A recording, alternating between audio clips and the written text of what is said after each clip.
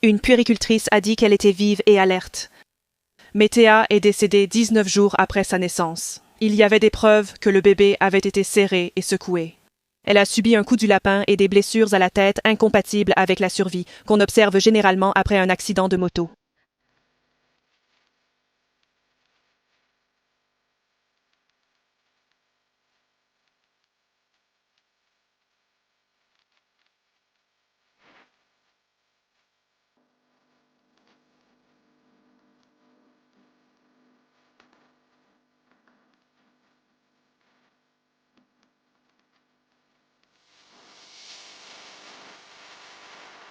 Bienvenue ou bon retour et merci d'être ici. Je m'appelle Casey et voici A Wicked World.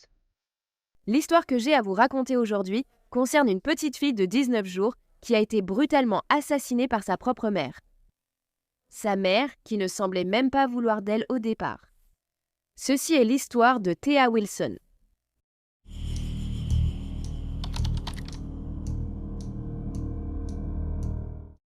Thea June Wilson est née à Glasgow, en Écosse, le 25 juin 2023 de sa mère, Nicole Blaine, et de son père, Ross Wilson. Elle avait aussi 2 grandes sœurs. Malheureusement, on ne sait rien d'autre sur la petite fille, car elle est décédée à moins de 3 semaines. Les parents de Thea avaient été en couple, mais ils se sont séparés peu de temps après que Nicole a découvert qu'elle était enceinte. Au moment de sa naissance, le père de Thea, Ross, aurait été en prison, mais sa famille restait tout de même très présente dans la vie du nourrisson. Le 8 juillet 2023, Laura Wilson, la grand-mère paternelle de Thea, est allée rendre visite au nouveau-né. Et avant de partir, Nicole a promis qu'elle amènerait le nourrisson la revoir, cette fois chez elle, le 14 juillet TC. Mais quand ce jour est arrivé, vers 14 h, le mari de Laura, Alan, a répondu à un appel sur son téléphone portable de la part de Nicole. Pendant l'appel, il a pu entendre des cris extrêmement forts et perçants. Au début, il a pensé que c'était l'un des enfants plus âgés de Nicole. Mais ensuite, il s'est rendu compte que c'était le nouveau-né Thea. Nicole a marmonné au téléphone qu'elle ne savait pas quoi faire. Alan ne trouvait pas qu'elle avait l'air normale, alors il lui a dit de raccrocher et d'appeler une ambulance. Quand Laura a ensuite eu Nicole au téléphone, la mère lui a dit qu'elle avait trouvé Thea par terre, sans vêtements ni couche, et avec une bosse sur la tête. En entendant cela, la grand-mère s'est précipitée pour retrouver Nicole et Thea à l'hôpital de Glasgow. Elle a demandé à Nicole ce qui était arrivé à Thea, et on lui a dit qu'elle s'était réveillée pour trouver la petite fille hors de son berceau et par terre. Nicole a affirmé que sa fille aînée, qui avait 3 ans et ne parlait pas, avait infligé les blessures au nouveau-né. Nicole a raconté la même histoire à une assistante sociale qui est arrivée plus tard à l'hôpital, disant qu'un autre enfant avait blessé Thea. Elle a aussi confié à l'assistante sociale qu'elle ignorait si elle pardonnerait un jour à sa fille de 3 ans. Plus tard, Nicole a affirmé que l'enfant plus âgé ne savait pas ce qu'elle faisait et pensait simplement que Thea était une poupée.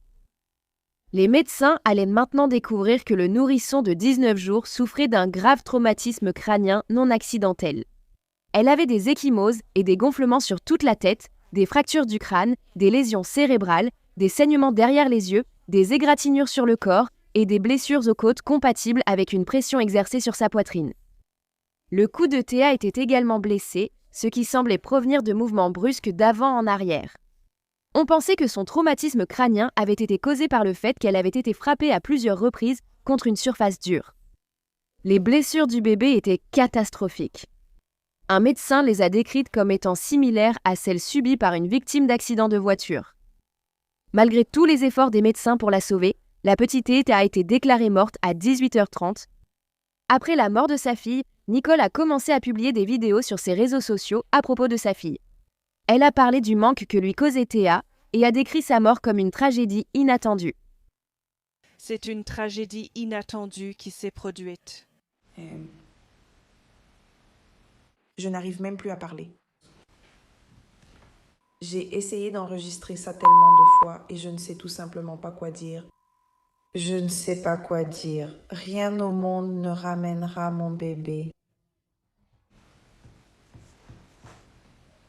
Je suis actuellement au bon endroit et reçois le soutien nécessaire.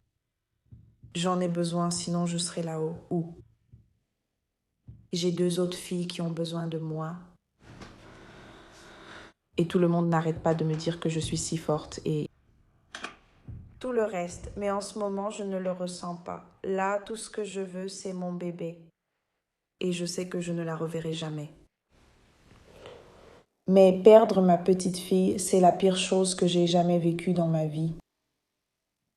Et si tu es un parent qui a perdu un enfant et que tu as réussi à t'en sortir, alors je te tire mon chapeau.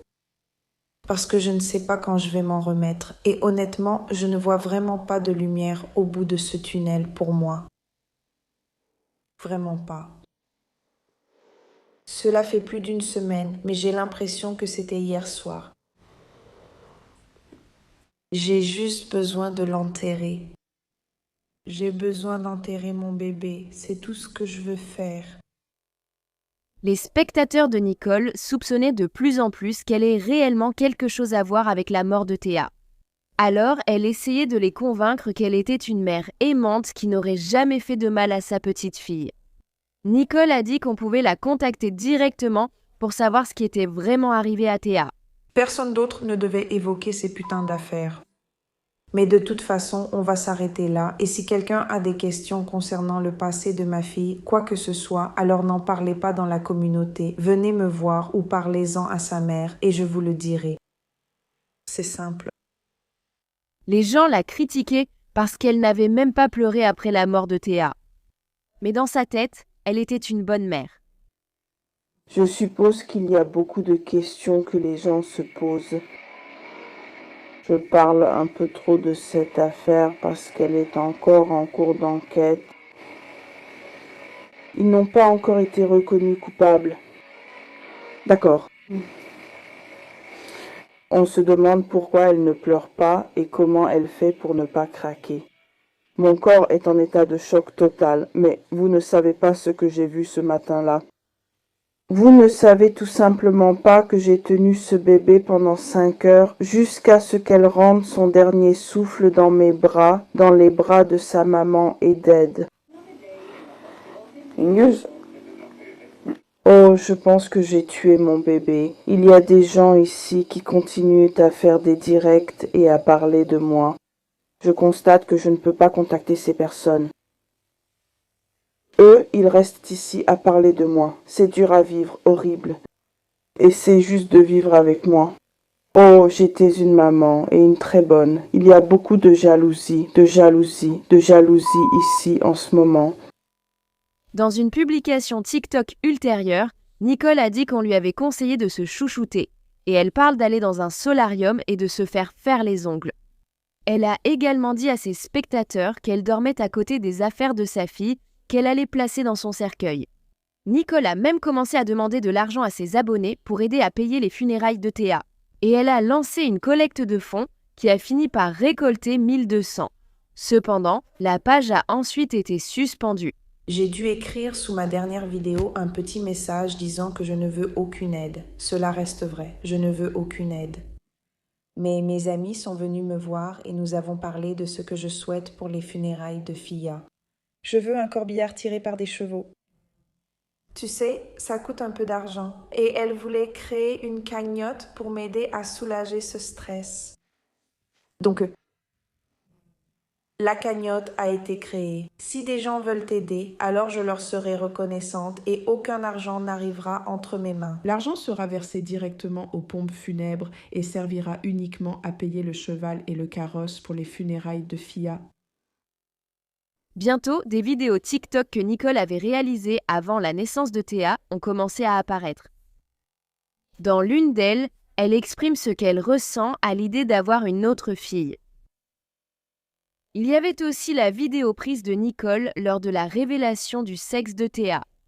Dans cette vidéo, la future maman a l'air irritée et crève violemment un ballon avec un couteau.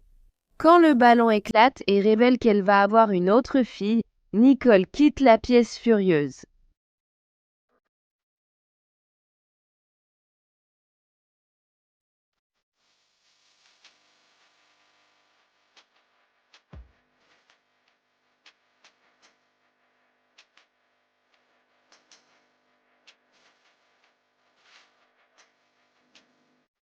Cette vidéo est tellement dérangeante. Personne ne devrait jamais être aussi contrarié par le sexe de son bébé. C'est un énorme signal d'alarme.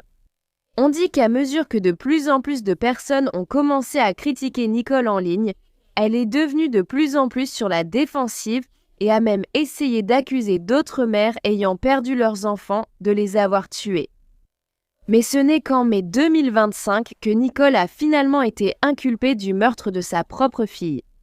Les procureurs ont déclaré qu'elle avait secoué à plusieurs reprises la petite Théa et lui avait infligé un traumatisme contondant par des moyens inconnus, ce qui a causé des blessures si graves qu'elles étaient incompatibles avec la survie. Nicole a plaidé non coupable. Suite à cela, la famille de Nicole a payé sa caution. Ainsi, en attendant son procès, elle a été autorisée à rester en liberté. Mais quelques semaines plus tard, la presse était en colère. Des manifestants ont envahi sa maison, exigeant qu'elle quitte la région. Il n'a pas fallu longtemps avant que les autorités n'interviennent sur les lieux, et elles ont escorté Nicole hors de chez elle pour la conduire dans un fourgon de police. En quittant la résidence, la mère indigne a adressé un doigt d'honneur à la foule. Revenez, voyez qui est le meurtrier. Strand dans la poche des bras. Oui, Doki. Dégage, espèce de salope! Salope, tu ne viendras pas ici. Seule cette mère peut avoir peur. En avril 2026, Nicole Blaine devait être jugée. Et comme par hasard, il semblait que cette ordure attendait un autre enfant. La défense de Nicole a déclaré au tribunal qu'elle faisait la sieste lorsque sa fille aînée a sorti Théa de son berceau, lui a enlevé sa couche et ses couvertures, puis l'a mortellement blessée avant de la laisser dans l'embrasure de la porte de la chambre. La mère a insisté sur le fait qu'elle avait dormi pendant toute l'attaque brutale et qu'elle n'avait été réveillée que par quelqu'un frappant à la porte d'entrée. Lorsque Nicole s'est levée pour aller ouvrir la porte d'entrée, elle a découvert qu'il s'agissait de sa voisine qui venait demander à emprunter du sel. Selon cette histoire, Nicole serait passée 2 fois à côté de Théa blessée sans la remarquer, puisqu'elle affirmait que sa fille était allongée nue par terre entre la chambre et le couloir. Quand on a demandé à Nicole comment elle avait pu ne pas remarquer sa fille qui était là, gravement blessée, elle a répondu « Je venais juste de me réveiller, j'étais dans les vapes ». Naturellement, l'accusation a qualifié cela de récit mensonger.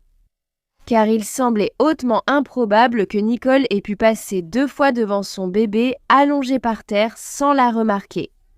Mais il était aussi très improbable qu'un tout petit ait pu causer les blessures sur le corps de Théa. Nicole, cependant, a insisté sur le fait qu'elle n'aurait jamais fait de mal à son enfant.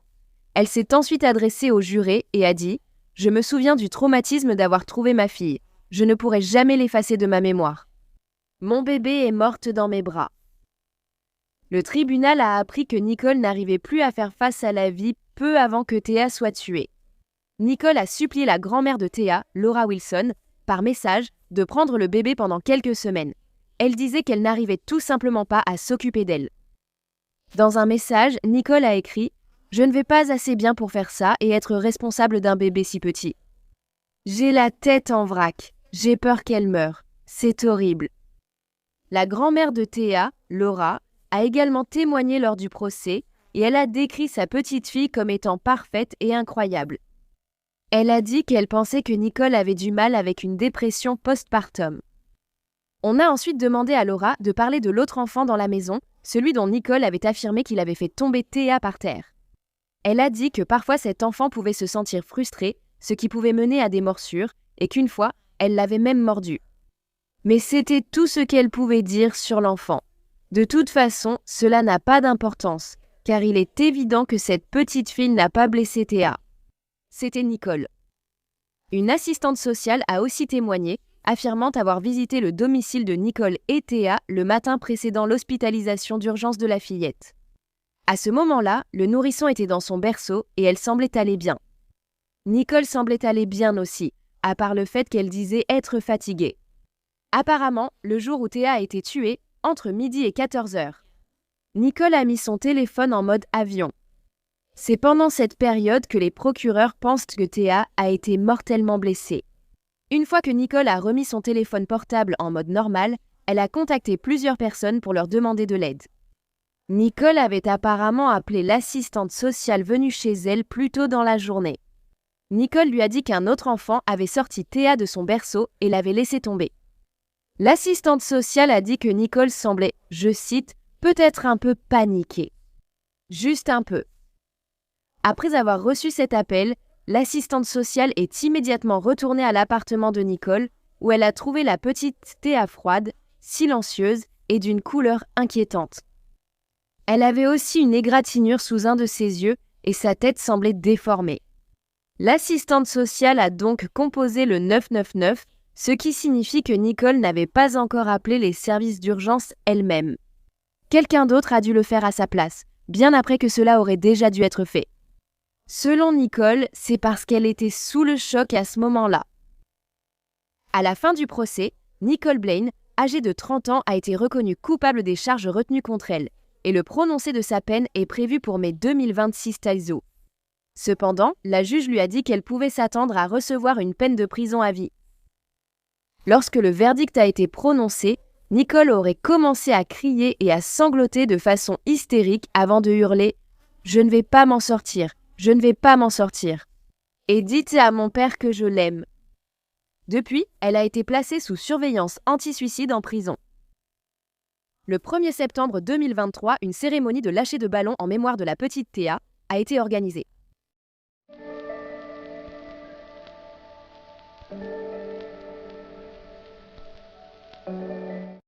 Merci d'avoir écouté l'histoire de Thea. Cette mère est tellement ridicule, demander de la sympathie et de l'argent après la mort de sa fille alors qu'elle savait qu'elle en était responsable. Je suis contente que la plupart des gens ne se soient pas laissés avoir. Et à la fin, justice a été rendue pour la petite Thea. Qu'est-ce que tu en penses, toi ? Donc si tu aimes les histoires criminelles et que tu veux que je te les raconte, n'oublie pas d'appuyer sur le bouton s'abonner juste en dessous. Et active aussi les notifications, comme ça tu sauras quand je poste une nouvelle vidéo, ce qui arrive au moins 2 fois par semaine. Merci d'avoir regardé à Wicked World. À la prochaine, prends soin de toi. Salut! Merci à tous les mécènes d'A Wicked World. Encore plus de contenu d'A Wicked World disponible sur Patreon. Alors allez voir sur patreon.com/A Wicked World ou utilisez l'application Patreon. Vous accéderez chaque mois à des vidéos exclusives et plus encore. Tout soutien aide vraiment à s'assurer que les victimes ne soient jamais oubliées et à mettre en lumière les failles de la société liées à chaque affaire. Avez-vous une suggestion d'histoire que vous aimeriez que je traite ? Si oui, envoyez-moi un email à awickedworld@gmail.com.